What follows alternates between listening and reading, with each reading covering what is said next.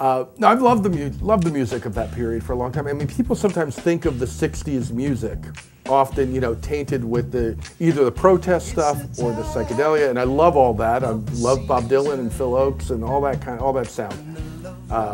But there was another strand going through a lot of the '60s. There was that sound that the Four Seasons had. There were bands like the Association and the Turtles and you know, sort of the boy bands of the time that had a very tight sound. It was, you know, stereotypically, you know, four guys in suits with the skinny ties, you know, that kind of sound. And they're terrific.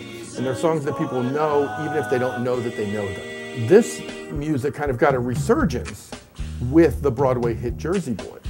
Now, there was a show that people did not expect much from, because if you went back to the mid 2000s, go back to 2005, 2006, and say, you know what, there's going to be a big Broadway hit coming up about a popular singer from the 60s or 70s, and you could say, well, is it Bob Dylan? No, that show bombed. Is it John Lennon? No, that show bombed. Is it the Beach Boys? No, that tanked.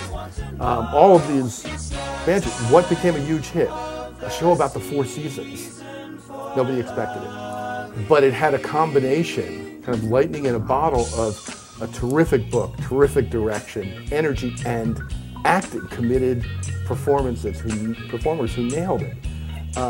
Those guys, having spent so much time singing together over a couple of years, all from the original company. Three of the leads and one of the supporting players who ended up being bumped into the lead enjoyed playing so much that they started to do these gigs on the side. Since then, the band has evolved into the Midtown Men. That's what they go by now. You do hear some Four Seasons songs, of course. I mean, people would be really disappointed if this foursome came on stage and didn't do Four Seasons songs.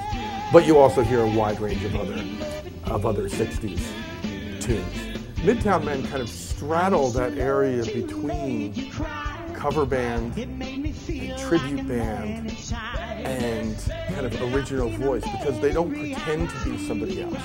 They're celebrating the music of that era, and they're doing it in the style of that era, and bringing kind of yes, there's kind of that Four Seasons influence, but there's also that sort of swagger and playfulness of Sinatra and Dean Martin and Sammy Davis Jr. and that kind of, let's have fun, let's tell stories, we're all, you know, having a good time, but we're also going to sing really well. A connectivity to the crowd that I hope comes through here.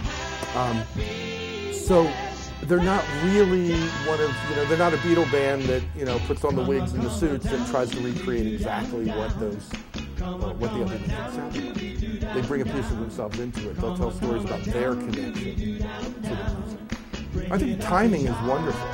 I mean, the fact that they're coming here shortly after the national tour of Jersey Boys has been. So I think, for one, audiences that have gotten their appetite whet on that show, which is a terrific show, and we come here through for the second time, who want more of that spirit are going to get it, I think, with Midtown. I also think there's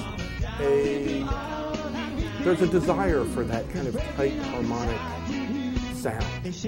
You know, there's a joy when voices come together, when the moves, those kind of Temptation-style moves, are nailed. There's an energy to it. People like to see, you know, for me, having a horn section on stage is a big plus as well. So when you've got the music, when you've got, you know, there's a familiarity. People aren't going to, for better or worse, aren't going to hear, you know, 3 songs in a row that they've never heard before. So there's a familiarity, there's a comfort level, and there's also the spirit of guys who have played, you know, 1,000 performances in the role, who know what they're doing, who know how to connect to an audience, who know how to make that audience know that even though they've done this before, it's your first time experiencing it. And that's the kind of performance level I think some of the Broadway people can bring to a concert.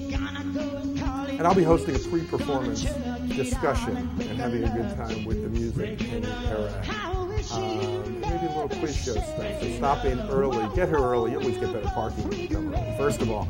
But then also come ready to have some fun, to get to the spirit of the show with an informative and fun discussion.